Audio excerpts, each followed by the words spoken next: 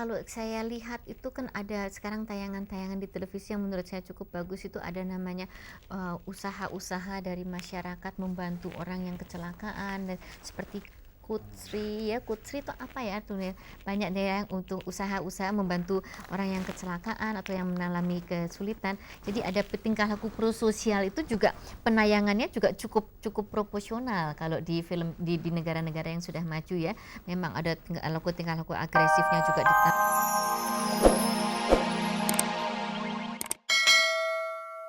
Saya mengatakan ini karena ada sementara orang yang beranggapan untuk menyampaikan yang baik juga bisa melalui sesuatu yang tidak baik, begitu Mbak Ni?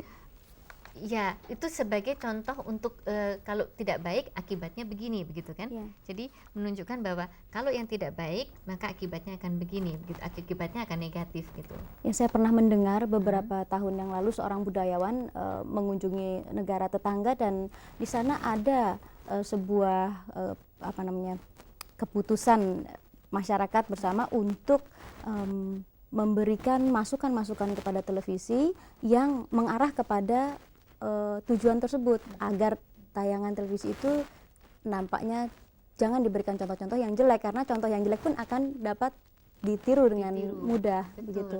Nanti dari hasil penelitian juga ada di situ ditunjukkan bahwa walaupun kekerasan itu ditunjukkan untuk demi kebenaran, tetapi kalau itu dibenarkan, anak akan cenderung juga untuk meniru tingkah laku kekerasannya. Begitu. Jadi dari beberapa hasil penelitian itu juga tampak bukti bahwa menonton film agresif akan bisa meningkatkan tingkah laku agresif pada anak. Jadi menonton kalau kita secara intensif menonton film kekerasan, maka kita akan cenderung juga akan melakukan tingkah laku kekerasan. Karena apa? Karena ada proses belajar secara observasi tadi. Lalu proses belajar secara observasi itu memberikan pada anak informasi tentang tingkah laku agresif. Jadi, kalau saya marah enaknya begini nih supaya puas gitu, saya tampar. Kalau saya marah, saya ambil aja ini nih, seperti yang itu tuh, seperti yang di film itu, saya tusuk saja supaya puas gitu kan. Jadi informasi tentang tingkah laku agresif, buktinya di film juga begitu, itu kan jadi masuk terus pada anak ya. Lalu kedua, akan terjadi desensitisasi. Apa itu desensitisasi? Adalah makin lama makin tidak sensitif lagi dia terhadap kepahitan atau penderitaan yang didapat dari tingkah laku agresif.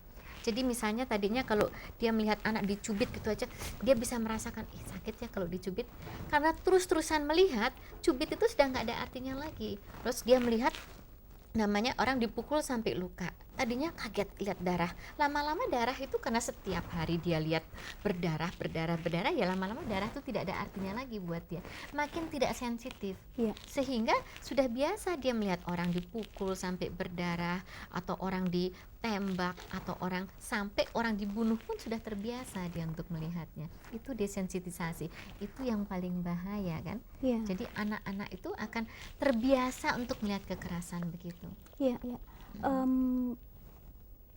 Artinya juga Mbak Ni ya, pada jangka panjangnya barangkali desensitisasi ini membuat sama sekali ketidakpekaan sosial. Di jalan begitu. Misalnya di jalan-jalan ya Mbak Ni ya, yang kita temui sekarang di masyarakat yang ada saja, apabila terjadi kecelakaan saja, misalnya orang kan tidak terlalu peduli. Betul, atau yang banyak juga terjadi dari mulutnya keluar kata kasihan ya, tapi dia juga tidak melakukan sesuatu begitu. Nampaknya ini di barat ini juga sudah ini menjadi masalah juga ya Mbak Ni ya, atau tidak? Bagaimana menurut pengamatan Mbak? Kalau saya lihat itu kan ada sekarang tayangan-tayangan di televisi yang menurut saya cukup bagus, itu ada namanya usaha-usaha dari masyarakat membantu orang yang kecelakaan dan seperti Kutri ya. Kutri itu apa ya tuh ya, banyak deh yang untuk usaha-usaha membantu orang yang kecelakaan atau yang mengalami kesulitan. Jadi ada tingkah laku prososial itu juga penayangannya juga cukup cukup proporsional kalau di film di negara-negara yang sudah maju ya. Memang ada tingkah laku agresifnya juga ditampilkan dengan cukup banyak, tapi tingkah laku prososial dalam arti membantu orang lain itu juga cukup banyak. Jadi proporsional mungkin masih ya dianggap oleh mereka ya. Saya tidak tahu karena saya tidak intensif mengamatinya. Tapi ya itu yang usaha-usaha yang mereka lakukan gitu. Iya, iya. Kalau mengenai tindakan ini kan tingkah laku agresif ini sangat memungkinkan tindakan kriminal ya Mbak ya. Ya, dari hasil penelitian itu juga tampak bahwa ada hubungan yang sangat signifikan dari tingkah laku menonton film kekerasan secara ajak ya di usia 8 tahun dan kemudian munculnya tingkah laku agresif di usia 16 tahun. Jadi ada penelitian longitudinal, penelitian jangka panjang di mana anak-anak tuh ketika umur 8 tahun anak-anak itu diberikan film-film tingkah laku kekerasan. Terus di usia 16 tahun ternyata anak-anak yang diberikan film-film yang dengan tingkah laku kekerasan itu lebih banyak melakukan tingkah laku kekerasan sendiri dibandingkan dengan anak-anak yang tidak mendapat tayangan tingkah laku kekerasan di usia tayangan film tingkah laku kekerasan di usia 8 tahun. Yang menjadi Gitu. pertanyaan di batin saya, Iya. sekarang menonton TV kan bukan di usia 8 tahun. Betul. Dari 0 tahun. Jadi maksud saya dari umur setahun pun bahkan sebelum setahun pun bayi sudah diajak nonton TV. Betul, Gitu betul. kan. Dan saya sering melihat di bioskop-bioskop orang tua mengajak anaknya nonton film-film action gitu ya. Di mana sebetulnya itu sudah tertulis untuk 17 tahun ke atas.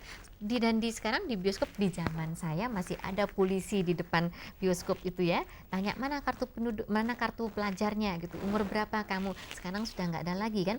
Jadi orang tua ya mungkin karena dia repot di rumah tidak ada pembantu, anaknya diajak nonton di bioskop film action. Jadi ini anak nonton film action dar-der-dor, keluar darah dari mana-mana, kepala pecah dan sebagainya sudah terbiasa. Nah, itu desensitisasi dia ya. Gitu. Jadi ada hubungannya ternyata yang signifikan anak yang menonton film di waktu kecilnya secara ajak, secara konsisten film kekerasan, dia akan melakukan tingkah laku kekerasan di usia remajanya. Itu satu. Lalu agresivitas bila di film yang ditonton yang ditayangkan di film itu bila dibenarkan maka juga cenderung akan ditiru. Misalnya begini. Maaf Mbak Ni, dibenarkan artinya juga mungkin dibolehkan, itu sudah berarti membenarkan ya. Kalau orang tua mengizinkan menonton berarti dengan kata lain orang tua, oh ini benar gitu. Dan misalnya begini kan ada film hero-heroan nih ya. Jadi misalnya siapa sih Mr. X yang polisi yang jagoan gitu. Nah, dia suka nembak orang, terus orang yang tertembak tuh kelihatan mati begitu tuh terus. Nah, itu kan tingkah laku kekerasan yang dibenarkan. Ya kan? Jadi boleh kok orang dipukuli itu malingnya, dipukuli penjahatnya sampai babak bunyak gitu kan. Nah, boleh kok. Itu dibenarkan kan? Nah, cenderung akan ditiru. Gitu. Itu oleh anak. Terus juga terjadi peningkatan derajat identifikasi dari penonton terhadap aktor yang agresif. Jadi saya kepingin seperti dia, saya kepingin seperti Hunter, saya kepingin. Jadi itu tuh ada tuh. Terutama di benak anak-anak. Di benak anak-anak itu ya, itu bisa kita sangat maklum ya. Efek film agresif akan cenderung berakibat langsung setelah menonton. Ini sudah ada beberapa penelitian. Jadi anak-anak ditunjukkan film agresif, kemudian setelah itu mereka disuruh main.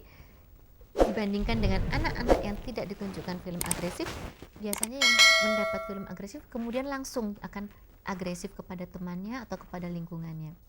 Gitu. Itu ada satu penelitian lagi. Kemudian ada lagi bukti bahwa yang pada dasarnya punya naluri agresif yang kuat, ya, kemudian mendapat jalan, mendapat pembenaran, mendapat ide, informasi. Kalau gitu enaknya saya begitu aja. Kalau saya mau jahilin dia pakai cara ini, kalau saya mau nyakiti dia kayak ini aja. Saya teringat kasus yang terjadi belum lama ini mengenai seorang anak yang menodai anak kecil lainnya. Itu mungkin sekali itu juga sangat berkaitan erat dengan Iya, apa yang mungkin sekali karena begitu. begitu banyak adegan tersebut di Karena televisi. pernah kalau tidak salah saya baca di salah satu majalah bahwa ketika salah satu pemerkosa itu ditanya di interogasi, dia menjawabnya setelah nonton televisi juga gitu ya. Jadi setelah nonton bioskop atau televisi saya lupa. Jadi memang betul ini, jadi ini juga sudah diteliti dan sudah terbukti bahwa agresivitas itu biasanya munculnya tuh, contohnya saja kalau habis misalnya remaja-remaja tuh kalau habis nonton film cowboy, itu zaman saya kan film Iya. cowboy ya, itu keluar dari bioskop itu kan rasanya kayaknya pengen jalan kayak cowboy gitu Betul. ya kan, itu instinktif kan, itu mereka Insting. kayaknya kepengen begitu meniru begitu. Nah itulah, Iya. itu hasil-hasil yang didapat dari penelitian tentang penayangan tingkah laku kekerasan di televisi, Mbak Iya. Nino. Tentunya penelitian dilakukan oleh orang-orang yang sungguh-sungguh tahu dan ahli di bidangnya ya. Jadi kita masyarakat yang juga menerima informasi semacam ini tentunya tidak menyia-nyiakan apa yang sudah dilakukan oleh para peneliti tersebut ya Mbak Nia. Memang dia niatnya meneliti secara ilmiah itu supaya bisa memberikan informasi kepada kita orang awam supaya bisa mengatur tingkah laku kita tidak terjerumus pada sesuatu yang merugikan orang banyak gitu. Mungkin kita teringat kepada salah sebuah negara ya, Swedia kalau nggak salah Mbak ya. Di Swedia bahkan saya dengar begitu, katanya film-film kartun yang sifatnya penuh dengan kekerasan gitu, kayak Mickey Mouse itu yang kemudian orang bisa dilempengin sama bulldozer, tapi kemudian hidup lagi, itu tuh sekarang sudah dilarang di sana. Memang kebetulan sekali saya punya kemenakan ya, karena nonton film-film Walt Disney yang sadis-sadis seperti itu. Ya untuk kita lucu ya, tapi untuk anak-anak tuh real sih. Anak-anak menganggap bahwa itu tuh nyata bahwa bisa kok meloncat dari tingkat 2 hanya dengan pakai payung gitu ya. Mereka mungkin belum bisa karena mereka belum bisa memisahkan antara kenyataan dan hayalan gitu. Itu jadi satu kan pada anak. Kemudian dia suruh adiknya melompat pakai payung dari tingkat 2, patahlah kakinya adiknya kan begitu. Nah, ini anak-anak ini tidak bisa memisahkan itu kan. Jadi satu mereka itu film-film itu. Dan untuk dia juga nyata bahwa setelah mati kan bisa hidup lagi gitu kan. Betul. Nah itu padahal ini mungkin nanti bisa jadi bahasan kita yang berikut Mbak Ni ya, di kesempatan lain nanti kita akan bisa memperbincangkan anak-anak kita juga bukan hanya menonton tayangan-tayangan yang diperuntukkan bagi mereka, tapi juga menonton tayangan-tayangan yang lebih banyak lagi adegan kekerasannya yang bukan diperuntukkan itu untuk yang mereka. Saya agak maka khawatir ya. Kalau saya pikir lebih baik anak itu menonton sesuai dengan usianya. RCTI sebetulnya sudah mengeluarkan satu himbauan yang sangat baik ya Mbak Nia, tinggal diikuti saja ya. Iya betul, tapi sebaiknya juga para penentu program itu lebih baik juga memilih kapan sih waktu yang bisa diberikan ini, karena kita tidak bisa kan mengatur setiap rumah, kamu jangan biarkan lo anak kamu nonton film ini, kan tidak bisa. Tapi mungkin kita bisa membantu dengan jam berapa sih yang bisa biasanya anak-anak jadi sudah waktunya tidur. harus kita batasi. Gitu. Mbak Ni, sayang waktunya kita sudah habis. Insya Allah kita bisa berbincang lebih lama tentang tayangan-tayangan di televisi.